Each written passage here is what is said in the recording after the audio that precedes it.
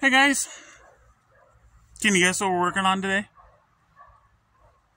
Yeah, today I'm going to show you how to remove, partially disassemble, hopefully just partially, and reassemble without hopefully having to buy a kit because those are expensive, your Edelbrock 1405 4-barrel carburetor.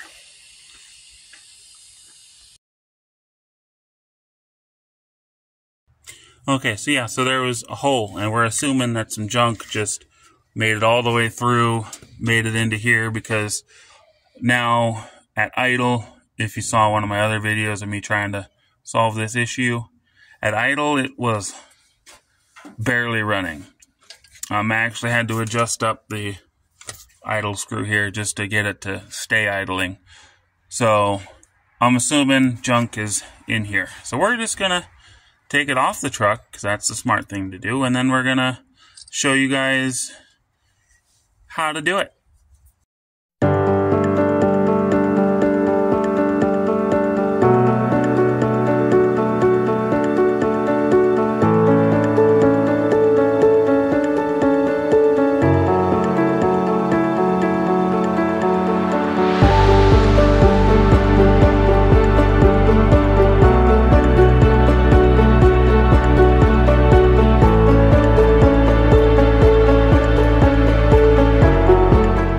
Okay, so here's our carburetor.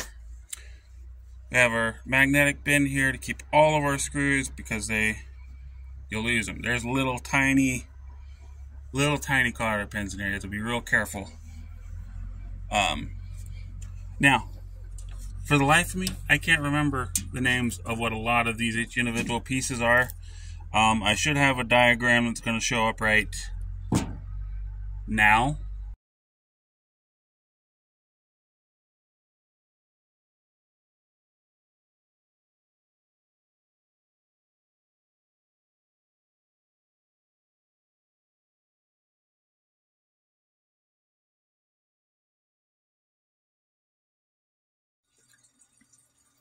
Okay, so here we're just removing all of the top screws. They're typically Torx bits. Also, remember to remove the air cleaner stud. I forgot that the air cleaner stud did not just thread right into the top plate that we were trying to remove. And it did cost me about 48 minutes of being a dummy. And here we are just trying to get our accelerator pump linkage off.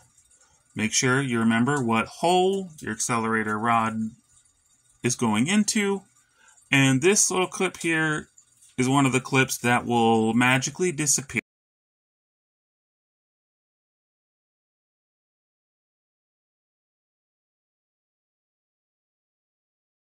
And here we are removing just some more throttle linkage rod. Another one of those magically disappearing clips. Alright guys, it's day 2. We got it apart. Had to run and get new gaskets and some more carburetor cleaner. And so, what happened? Well, we got it apart. Okay? Turns out the air cleaner stud, it goes into the base plate. I completely forgot about it. I had it in my head. It just went through the top. I was wrong. So, let's give you a little brief explanation on how a carburetor works if you've never messed with a carburetor and you're learning. Okay, here's your fuel inlet. Alright, these are your floats. See these 2 rods here on this style of carburetor? These are your metering rods. There's your accelerator pump. Okay, here's your float bowls. Right here, my fingers are pointing. This is where your accelerator pump sits down in there. Okay. Now, basically what happens? Fuel comes in here, fills up this float bowl first, and then it makes its way over and fills up that float bowl. And then when it gets up to the top, this float sits on it. When it basically gets up to the top, it shuts down the flow, restricts it coming in. And if you ever see fuel just coming right out the top of your carburetor and just getting whole top of your engine soaked, your float bowls are stuck down. Okay, you can lightly tap on the sides and top, and hopefully that'll get them unstuck and should solve your problem. Now, then you have your accelerator pump, which is tied onto this lever here, goes to your throttle linkage. So when you accelerate, that's why it's called an accelerator pump, it pumps a little bit of fuel in through here, goes to your metering rod area. I'll explain what those do next. Comes out of this set of squirters right here. And that just evens out the acceleration as, you know, kind of gives it some fuel manually to mix with the air, and then as the air is just sucking in, it slowly transitions back to your regular 4 squirters, and that's what helps with a smooth acceleration. So if you jump on it and it just goes blah blah blah blah blah and then takes off, you might have a bad accelerator pump.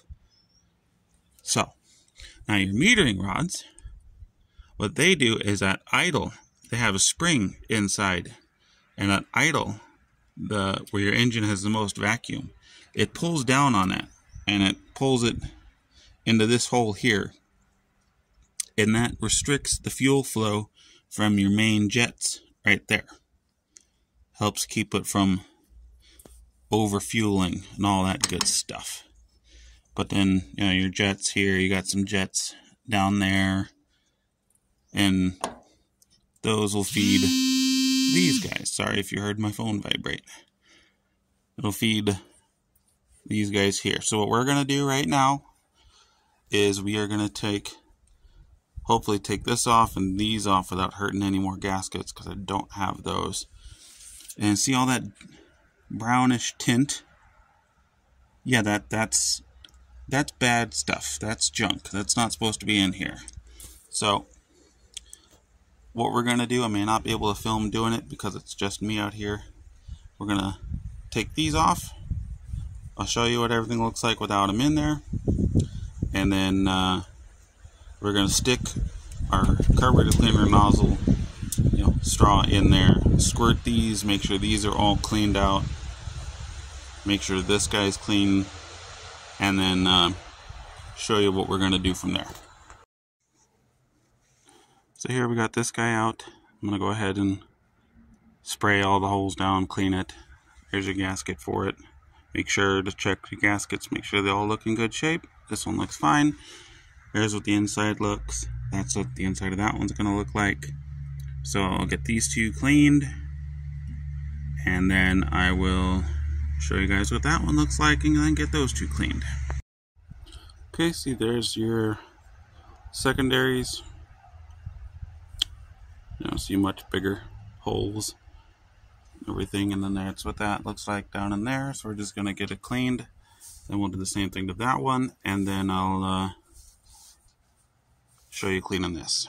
So before I take this guy out, I'm just going to explain and show you as much as I can cleaning out this guy, because this is probably clean, because my issue has not been acceleration, it's been at idle.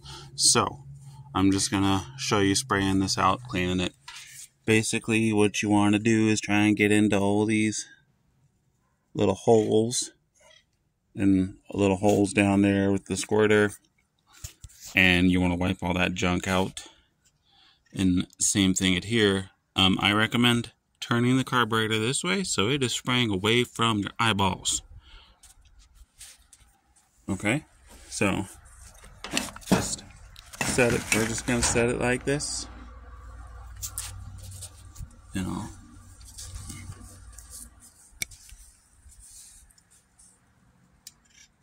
And squirt it. And then into here.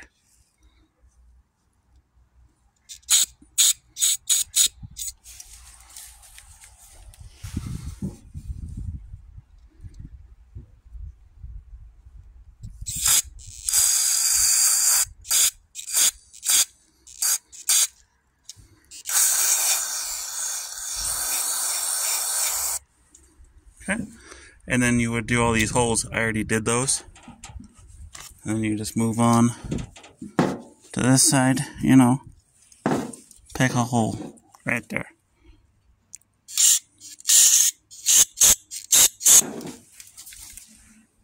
I know these cans are not meant to be sprayed this way, but it's tough.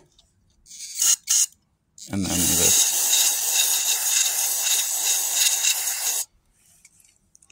Now I'm going to do that a little bit more in depth, and then you got to let it sit. Let it eat, let it soak. And then also, excuse me, burped. Also, get in there with a rag, wipe it. Make sure you just don't leave any rag fragments. You know, got to get into that hole. And got to get into that hole. Down there. And, you know, got to get in there and clean right there. So, I'll get all that clean, and then I'll show you cleaning in here. I do got to take these out to get the new gasket. You just pull that little pin, it just kind of pop it out that way. Same thing there. Make sure the float, when you take it off, it is the same direction when it goes back on. It's crucial. So, see you in a little bit. Okay, so I pulled the floats out. It's just two little pins, a pin going across here, a pin going across here. They just slide out. They come out this way. See how that little tab is? They come out this way. So when they're sitting there, they're sitting like that. All right? Do not bend them or nothing, because if you bend them, then you got to learn how to reset your floats and all that good stuff. Also, give them a little shake, because they can develop little pinholes and fill up with gas, and then they just don't function, obviously. So here's your inlets. I'm not sure what the actual proper names are. I can't remember right now. We're just going to squirt some cleaner down them. Just okay. And then we'll clean up this guy. We'll get the gaskets off of this guy. And then we will let it sit. I've already filled these guys up with carburetor cleaner, and they've, you know, it's soaked down. It's now in the passageways and stuff. Letting it sit, letting it cook. And then we'll get it drained out. We'll reassemble. Alright, here's our new gasket we're putting on. Part number 1499. Edelbrock brand. I'm not sure why it comes in a pack of 5 identical gaskets, but that's what they do. So we'll just get one put on. Then we'll put our floats and everything back together. Edelbrock is not a paid sponsor, but they do make some darn good products. Alright, we got our new gasket in, and we have our floats all hooked up. And remember, guys, there's a little spring on the accelerator pump. I literally almost forgot putting it in. So there's a spring in there. It sits down in a little cup. And then when you go to set this on, obviously with that spring there, it's not going to want to sit flush. So just, you know, be wary of that. And be careful setting it on. Don't want to bend nothing there. Alright, so there, our top is on. We don't have our linkages put in yet. We don't have our top tightened down at all. We don't even have our air cleaner stud tightened down. Okay, so what I'm going to do, because the air cleaner stud goes right through, so it is also helping seal that gasket. Okay, so we're going to start in the middle. You tighten this down. I don't know the torque specs. Okay, I'm just going tight. Start here, then I'm going to go here to here.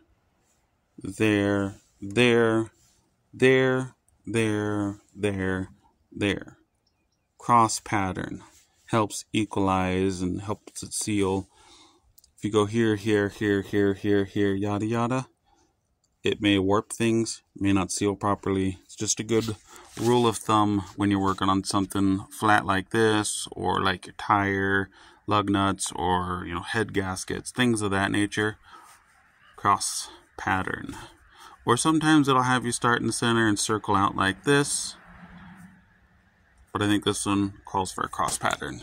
I could be wrong. Probably am. Don't quote me, please. So, I took the fuel inlet off because some of these have a screen in there. This one, it does have a little screen, but it's not like a full screen. It's just a screen around that little inlet shaft thing there. I hope you can see it.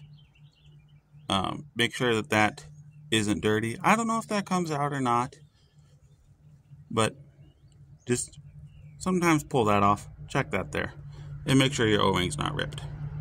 So I'll put that back on and then we'll finish getting our linkages on. Okay. See that little clip right there? Those are the two clips that I was talking about. This is not one of them. This is a different one, but it's that style of clip. We had to take two of them off yesterday. You know, one that went there and then one that went down there. Yeah, lost one. So I have a piece of tie wire. Figure out where I can get one. But other than that, everything's assembled. Everything's. Ooh, let go. Jeez, jacket got caught on there. Everything's assembled.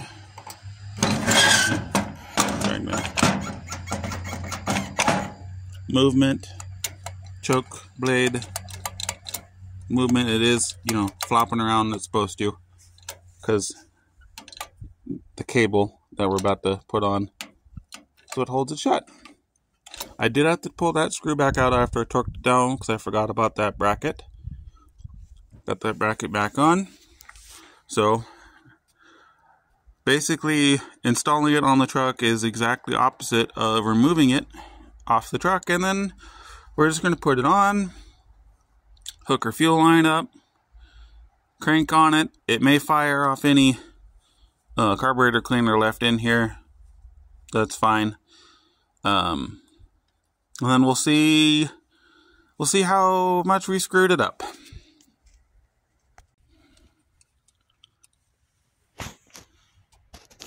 Alright, so everything is hooked up here. We have our vacuum advance. We have our throttle hooked up, cotter pin in. We have our fuel line hooked up and our choke hooked up. All our bolt nuts, are tightened down. So, again, I also did a cross pattern. I started back there, went like that. So, only thing left to do is fire it up, and if it's running even, it'll be running at a high idle. Hopefully I won't have to choke it, but it should be running at a high idle. Sorry about my phone there. And if that's the case, I'll just have to back this screw down a turn, because I had to idle it up to get me through the last few days. So let's see what happens. Alright guys, float got a little stuck, had to tap on a little bit, but it's sitting here idling. I have not revved it up yet, but right now it is idling better than it has the last few days. So I'm gonna say we have a winner. Let's see now.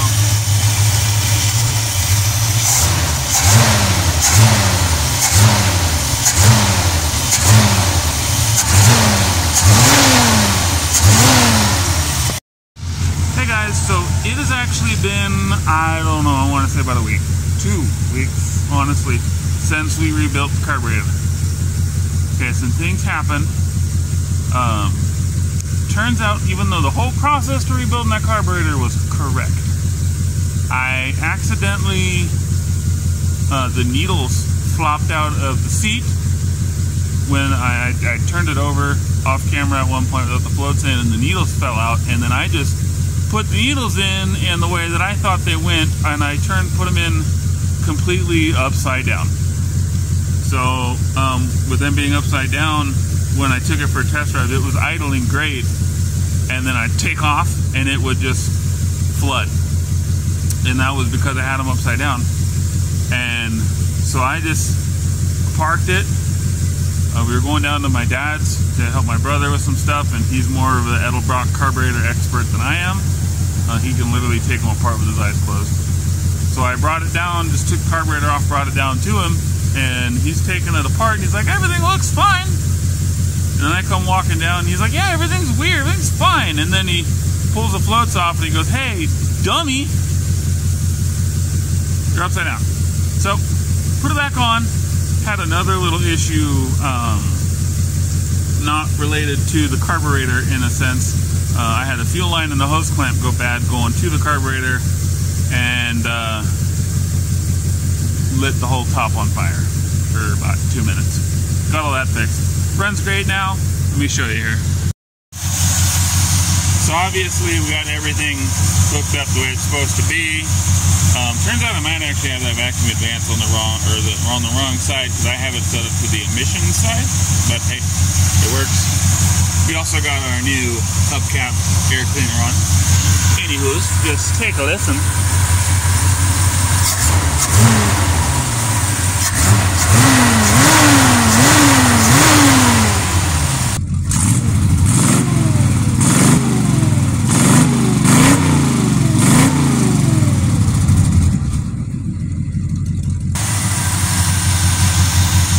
So with that all being said, guys, thank you for watching. I hope you learned something. You know, hit that follow, hit that subscribe button. Please, we could use all the help we can get. Why don't you head on over, check out our merchandise at our Redbubble store. I'll put the link here, and the link will be down in the description. Why don't you head on over to our TikTok channel, Renewed68. Give that a follow. We got all types of car shenanigans we do.